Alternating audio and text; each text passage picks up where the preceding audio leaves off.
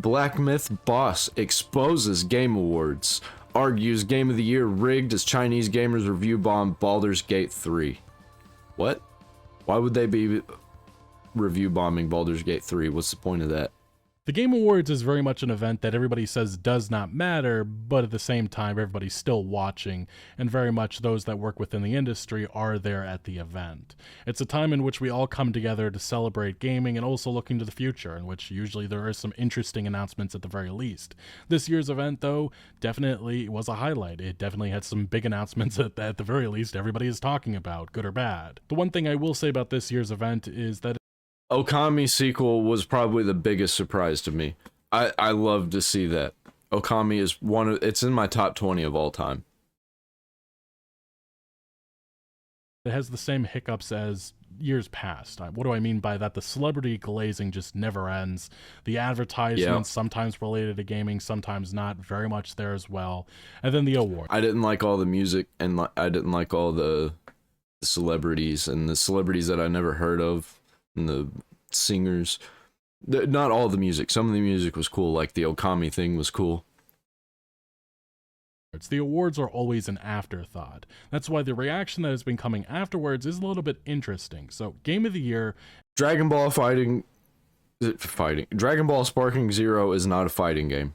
I guess it didn't really fit a category. There should have been more categories, I think. I think there should have been like a labor of love category with like Stardew Valley and a bunch of other games. Probably Stardew Valley would win though. That's probably, bad idea. Stardew Valley would win that immediately. Just give it to Stardew Valley. It came down to 6 nominees. It was Astrobot, Balatro, Black Myth Wukong, Elden Ring Shadow of the Erdtree, Final Fantasy VII Rebirth, Metaphor. Those were the nominees. And there was already controversy with this because, one, a DLC is nominated. A lot of people don't understand why a DLC is being nominated and the fact that it was even under consideration, especially when there was other options that probably were a little bit more deserving, whether that be Silent Hill 2 Remake or Stellar Blade. And then there's also been controversy with Balatro, a poker roguelike game, that being nominated over some of those other games I just mentioned.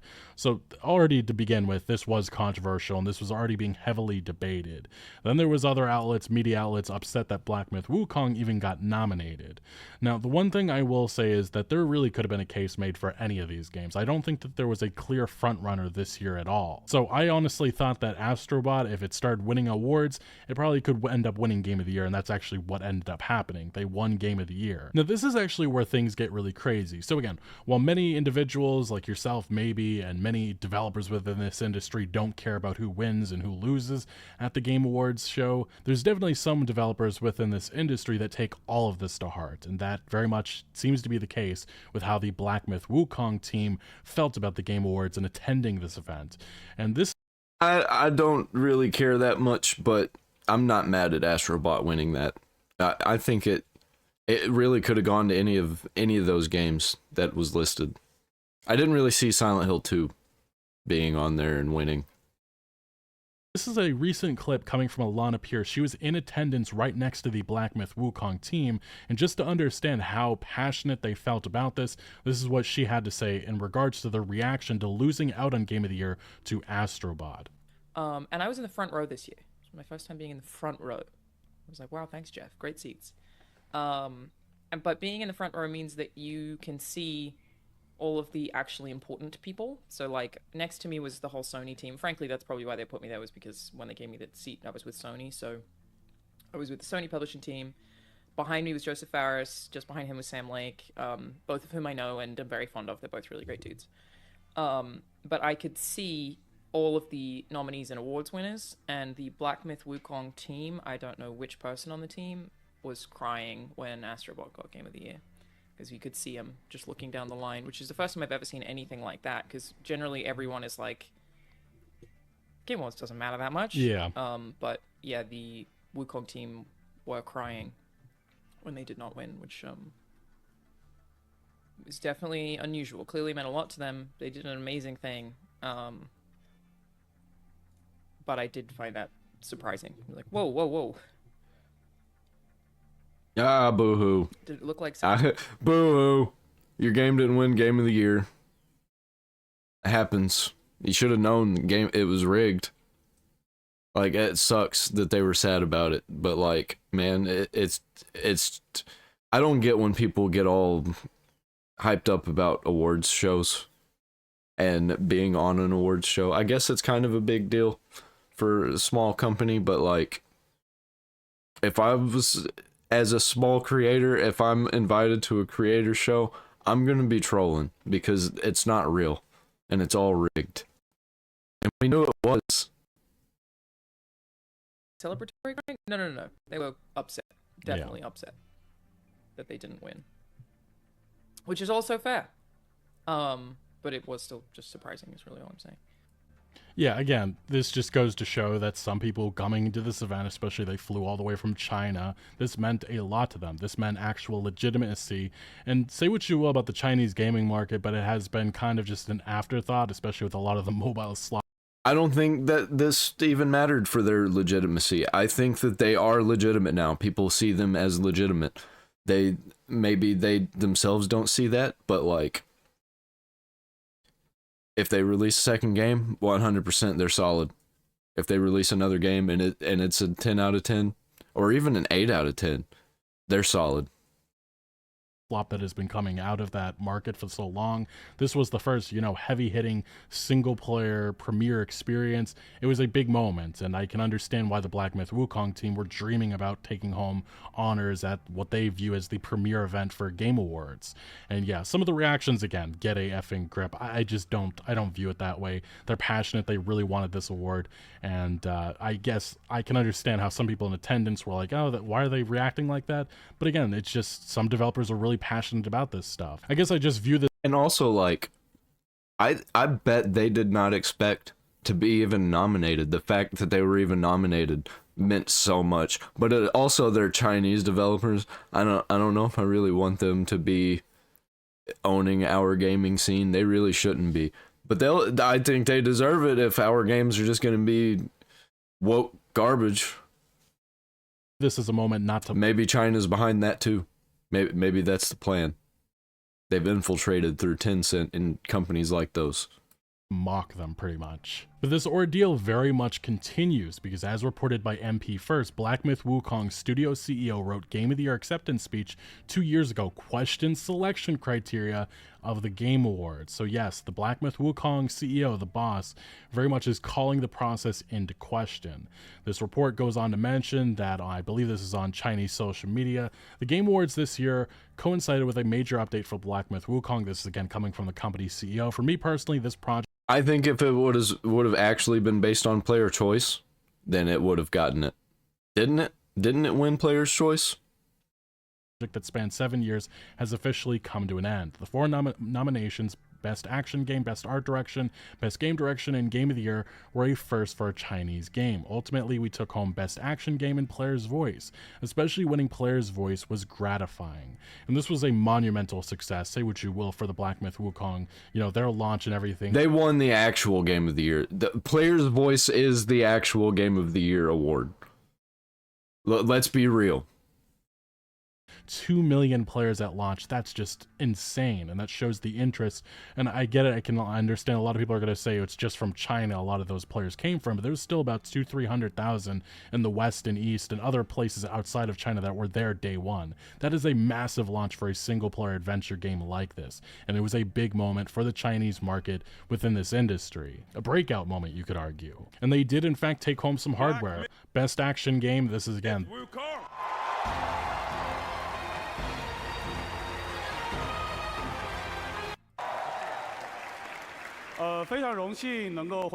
Thank you, everyone. We are deeply honored to receive these awards. A heartfelt thanks to every player. It's you who brought the tale of wisdom and courage rooted in Eastern mythology to life on this stage. And of course, a sincere gratitude to the Game Awards for not placing any invisible walls on my way up here. This award belongs to every single member of our team, as well as our family and friends who have supported us behind the scene.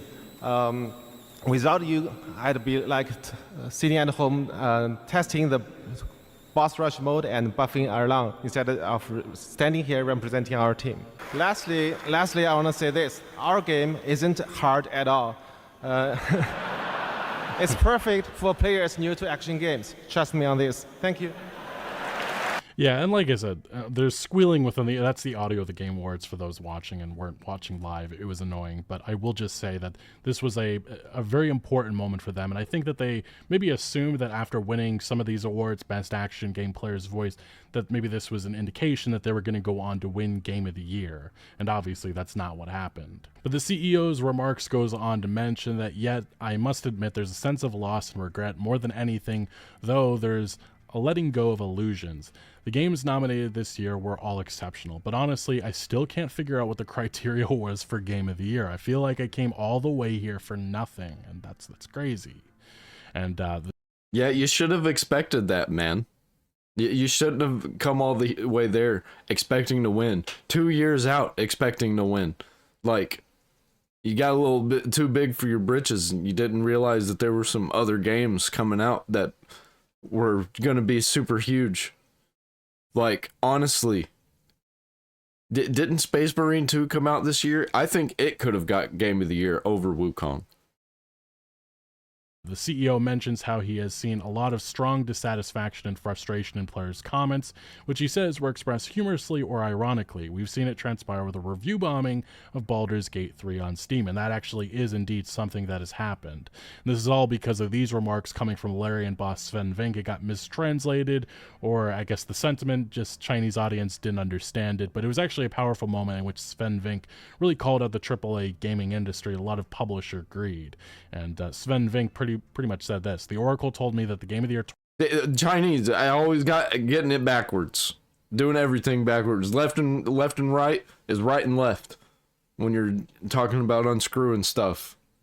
2025 next year is going to be made by a studio who found the formula to make it up here on stage. It's stupidly simple, but somehow it keeps on getting lost. The studio makes a game because they want to make a game they want to play themselves. They created it because it hadn't been created before. They didn't make it to increase the market share. They didn't make it to serve the brand. They didn't have to meet arbitrary sales targets or fear they'd be laid off if they didn't meet those targets. Again, a very powerful moment against the AAA games and gaming industry, and this is something that Sven Vink has been voicing for the last year or so, since Baldur's Gate 3 became kind of like the new standard, which is really an old standard. But yeah, the Chinese audience, very much the sentiment, just maybe it was mistranslation or something, but yeah, there was a review bombing on Baldur's Gate 3 Steam page by Chinese players, and as it's a...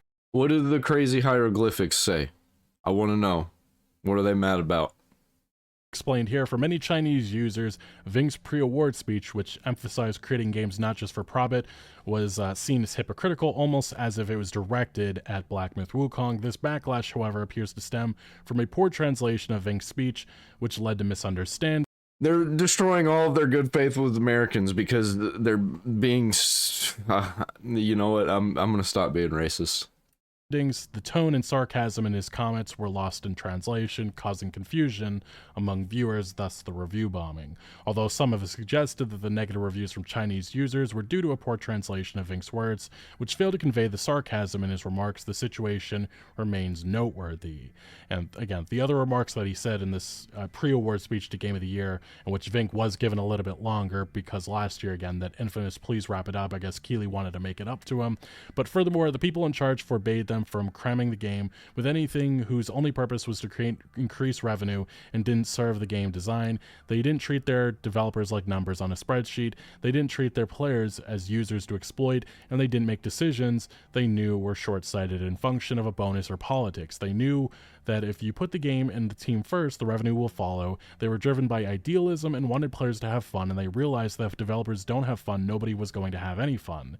They understood the value of respect, that if they treat their developers and players well, the same developers and players would forgive them when things don't go as planned, but above all, they cared about their games because they love games. It's really that simple. This was a powerful moment, a powerful speech against a lot of the greed that's happening within this industry, and really making an observation that, yeah, 2025 isn't going to have some, AAA slop up there as Game of the Way to go, China, for saying, hey, our games companies don't care about the players, they don't care about developers, and they're only for profit. Because that's exactly what these Chinese people are saying, basically, by review bombing Baldur's Gate 3 for no reason. It's so stupid. the Year nominee. It's going to be a passionate team that gets nominated, which I very much agree with. But unfortunately, obviously, I think some of this got lost in translation, and some took it as a direct shot at Black Myth Wukong, and I guess I could somewhat understand that. But getting back to the CEO's remarks, again, he had a lot more to say. He said, "I completely understand these feelings and share the frustration, because behind these emotions lies not pain or malice, but dignity and confidence. When you're so confident and yet don't receive the recognition you expected, it's natural to feel upset. Personally, I'm even more confident than most of you, as you can see from my first ever answer on Zihu. In fact, I wrote my Game of the Year acceptance speech 2 years ago only to never get the chance to deliver it. During the development of this game, many of my colleagues weren't as optimistic as I was, having tested so many interim builds they couldn't help but focus on the game's flaws and doubt whether we could meet the deadlines. One of my main roles in the company was reassuring everyone we're doing great and the product is improving. Because here's the thing, you can't be confident when you've already won. That's not confidence, that's parroting results. Sure, we lost today, we might lose again tomorrow, so what? There are countless factors that influence outcomes and results." That's the attitude you should have had the whole time from the beginning, and you should have probably had that as a speech. But, you know, hindsight's 2020. Are always uncertain. What we can control is choosing what we do, tackling real challenges, doing hard things, pursuing what we believe in when you're doing these things, and you should absolutely have confidence. And the big thing a lot of people are talking about is this specific part of his remarks, because he has more. We're going to get into that in a second. But he says, I still can't figure out what the criteria was for Game of the Year. And that's something that is up for debate, but it is worth mentioning what happened pre-launch to Black Myth Wukong. Even it being nominated was something that was seen controversial in the eyes of some in games media. These were some of the headlines. If Black Myth Wukong isn't nominated for Game of the Year, fans are going to be insufferable. And then they pointed out that some of the media outlets didn't even nominate it, such as Polygon recently updated its Game of the Year frontrunners list, while the Golden Joystick Awards also announced its 6 nominees for this year's PC and console Game of the Year categories. Black Myth Wukong is nowhere to be seen outside of smaller categories. And then it pointed out that some people have said that it's being rigged against the Black Myth Wukong team. We saw Polygon. Black Myth Wukong is one of the lowest rated Game of the Year nominees in Game Awards history. And this was a headline that we saw from a number of outlets pointing out that once it was nominated, the lowest rated Game of the Year nominees in Game Awards history, because they artificially made it low. Are they going to say that Veilguard was the highest rated game in history to not be nominated for Game of the Year? A lot of these outlets saying that it didn't make any sense. Again, Game Rant, Black Myth Wukong's Game of the Year nomination sticks out like a sore thumb. Screen Rant, or The Gamer, saying Black Myth Wukong's Game of the Year nomination proves it's gaming's Barbie. And then Screen Rant, again, this is what I mean about the hate campaign that has happened with Black Myth Wukong. Some of it makes no sense, because if you're going to bring up open critic review scores, these were some of the actual reviews that contributed to this game being the lowest rated game.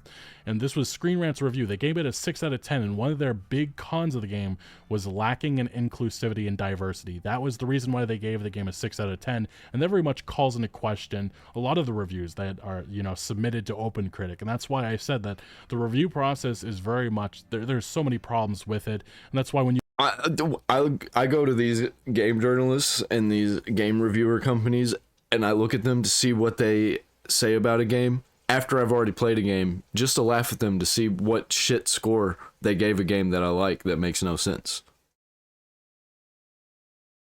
When you have headlines like this, it doesn't show the whole story. And that's why, again, Black Myth Wukong did end up actually winning at the Golden Joysticks. It won 2024 Game of the Year. So maybe the team really did think that this was going to be a continuation that happened across, So I don't exactly understand the mockery of these developers that are happening right now because they're upset or we're crying, because they definitely are very, very much passionate. And then this is the voting jury. This is something I talked about beforehand, but some of this also, again, it does call into question, what is this criteria? Why are some of these individuals even having a voice in this? I want to see more gaming, YouTubers, actual content creators have. They paid money to have their voice heard because they have an agenda to push in the gaming industry. Say in this, rather than fucking Entertainment Weekly, who barely has any role in the video game industry. Then some of these other outlets, you can have your problems with some of these outlets because of some of their coverage, but some of these aren't even, they barely talk about video games. LA Times, Rolling Stone, NPR, Variety, The Atlantic, and specifically Variety. Let's look at some of their gaming coverage recently. They talked about their top 10 video game leaders. Who you're thinking about that? Just put some images in your head. Maybe the Hauser brothers, Todd Howard, I don't know. Just actual video game people. Gabe Newell, Sven Vink. These are the people they came up with. We have first a Lucasfilm executive. These are supposed to be the top 10 entertainment gaming leaders. Lucasfilm executive starts this off. Next one, Matt Booty, who has run Xbox into the ground, is their second pick. Third one, Neil Druckmann. At least it's a game developer, I suppose, although, again, Neil. Third one, we have a video game streamer who opened an indie studio like 2 months ago. Sure, that makes sense. We couldn't go with Donkey, who's had a, indie publisher that created one of the best indie games of the year with, was it Animal Well? Sure, whatever. Next one, we have Hideo Kojima, again, actual developer that probably does deserve here. One of the only one that actually makes sense. Christian Link, head of animation studio, Riot Games. And then we have an executive producer at Blizzard.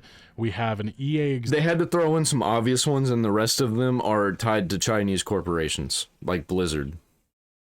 Executive. We have a chief revenue officer at Scopely, and then we have an executive at Disney. That is your list of the top 10 entertainment gaming leaders. What a shit list. And again, this is like an entire team at Variety that came up with this. And these literally one that I was thinking of, Hideo Kojima, was on the list. The rest of them, like, what? Who? Get out of here. Are the same individuals that have a say in who wins Game of the Year, and I just find that absolutely insane. And that goes back to the point of, why are these individuals having a say in Game of the Year, and why do they have so much of a say? And that is my problem with this. Again, Guardian, Metro, The Mirror, some of these outlets, there's just no reason why they should have a say, in my opinion. And that's why I think criticism of the Game Awards in this regard is very, very much valid. But getting back to the Black Myth Wukong CEO's remarks, he does continue. He talks about how their success is not a fluke, but the inevitable outcome of Chinese culture, talent, and business environment. Feng Ji thinks this is but the start, as more Chinese studios will bring high quality and engaging Chinese stories to the world. And we've actually kind of already seen that just this month alone. And they're going to be bringing low quality engaging stories and high quality not engaging stories that are just fun. They're going to be copying the fuck out of us, because they're going to take all the good mechanics from all these bad games that keep releasing and smash them together and release a good game. Obviously, it's not a single-player, story-driven, high-quality. It's still a free-to-play game, but it is very much a game that has caught on. And what I'm talking about is Marvel's Rivals, which has very much taken the hero shooter by the balls in some regard. I still haven't played it. I have it downloaded, and I still have yet to play it. I mean, 400, 500,000 players at launch. That is a huge achievement, and it does some great things that I think we're not seeing from other, Western studios. And it's bringing true competition to Overwatch, which I think at this point may be badly needed, especially with some of the recent content updates and really just the nature of Overwatch 2, which has disappointed gamers in a variety of ways. Evidence of that is just look at the Steam reviews, even the current ones. But yes, Marvel Rivals comes from NetEase, and that was a massive success story.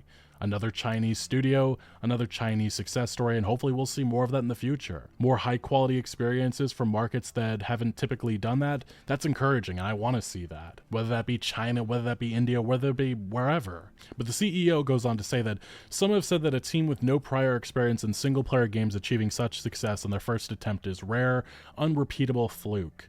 I'd like to say this was no fluke. It's the inevitable outcome of Chinese culture, talent, China's business environment, China's gaming industry, and gamers worldwide coming together. If we hadn't recognized this inevitability early on, we wouldn't have been so determined to make this choice. This wasn't a gamble, it was following the tide of history. Game Science is fortunate to have participated and witnessed the beginning of this tide. I believe many more peers will in the future bring high quality, more engaging, and more content. And that is music to my ears. More good games for everybody. I don't see why anybody wouldn't didn't want that. And then he did end his rant on a good note, as it mentions here. Feng Ji acknowledges how the studio's ability to make and play games already makes them fortunate. In truth, just being able to make and play games already makes us incredibly fortunate. In this world, many people have never even had the chance to play so-called AAA games, never used a console or computer, and feel lost, pained, or even despairing in the face of their circumstances. Many are suffering from hardship and injustice. Precisely because of this, we must strive to create better games, ones that bring truth, goodness, and beauty to more people.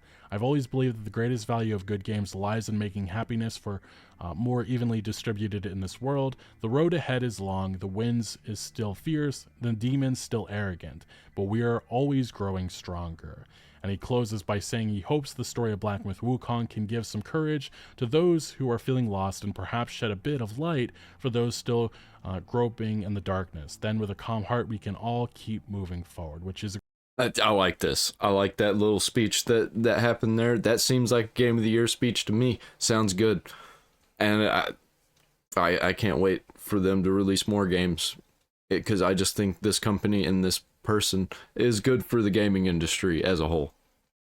It's a great way to end this, and I understand their frustration and again how passionate they are about this, and I think that's what this really is. It's passion, and I just don't understand the mockery that some people have been giving to some of these remarks and taking some of this out of context. And again, this sentiment that this event was, rigged against Black Myth Wukong, we've seen this from some popular streamers. Shroud is actually one of the most notable ones. He put out a tweet a while ago saying rigged, and he doubled down on this just the other day when Astrobot took home the honors, saying again it was rigged. And we have seen some people saying that the translation that again has been now going viral is not entirely. When there's that much money involved and that many corporations and publishers involved that have nothing to do with video games, it's rigged. Like, we knew it from the start. Anytime there's that much money involved. Accurate. As one Chinese user said, I will not let this Wukong slander go unaddressed. Within this, they mention that part of it where it may have gotten mistranslated, or the sentiment's different. They say the part of the article that mentions, I wrote the acceptance speech 2 years ago, with context read more like he's thanking players for the confidence and making a joke that I had even more confidence than you guys, cuz look, I wrote a speech that I didn't even get to use. He used those exact emojis, so it reads more like a lighthearted joke. At the end, he wrapped up again talking about the philosophy behind Black Myth Wukong and hopes that it influenced people in a positive way, which again I just brought up a second ago. So look, I do think that a lot of people need to understand that there are definitely some developers, some individuals that go to these events and they are passionate, they're hoping for, a victory. And I understand that a lot of people, maybe including my... Yeah, I think that they should. I think you should be passionate about the thing that you're making. Just don't actually cry in front of people, because that's a little bit of bitch move. You know what I'm saying? You're trying to be the king. The king don't cry. Myself don't really care about the winners and losers and such, but again, there are people, and I do think that you see that online to an extent, in which people very much have opinions about who's going to take home certain honors. I mean, there's a reason why there was such outrage and uproar with even Elden Ring being nominated, because it was a DLC. So regardless, I've said this a couple of times now, but I don't think that there was a clear frontrunner of who is going to take home honors of Game of the Year. Obviously, Astrobot ended up winning those honors, but you could have made a case for almost all of these games and some of the other ones that weren't even nominated. There wasn't a clear frontrunner. So Astrobot winning, I don't think that there's a huge scandal with that, but I do think that the CEO does raise some valid points about the criteria and those contributing to the jury of the Game Awards. That's something that we probably should be talking a little bit more about, because again, some of these individuals just have no right to be voicing any opinions about, Game Awards when they probably barely have played any of the games that were even nominated. I think that's my issue and that's my critique overall. But anyway, what do you make of Black Myth Wukong, the developer's reaction to losing out on Game of the Year? Let me know your thoughts down in the comment section below. But thank you for watching. Make sure to leave a like if you did enjoy this video, or if you found any informative value. Consider subscribing for more videos like this, and I'll see you later. I think that they don't need to be crying about it, but it is definitely, you should be that passionate to where you're almost crying. I think that's okay. Just don't actually let the tears flow, because, you're trying to show good face. You don't want to make everybody think that you're a bitch and then have troll fuel. You really don't want that. I kind of think that Black Myth Wukong should have won Game of the Year, and I think it did get cheated out of it. But I knew it was going to happen. I knew that the whole Game Awards was rigged. I was only there to watch the announcement trailers. That was the whole reason I even watched.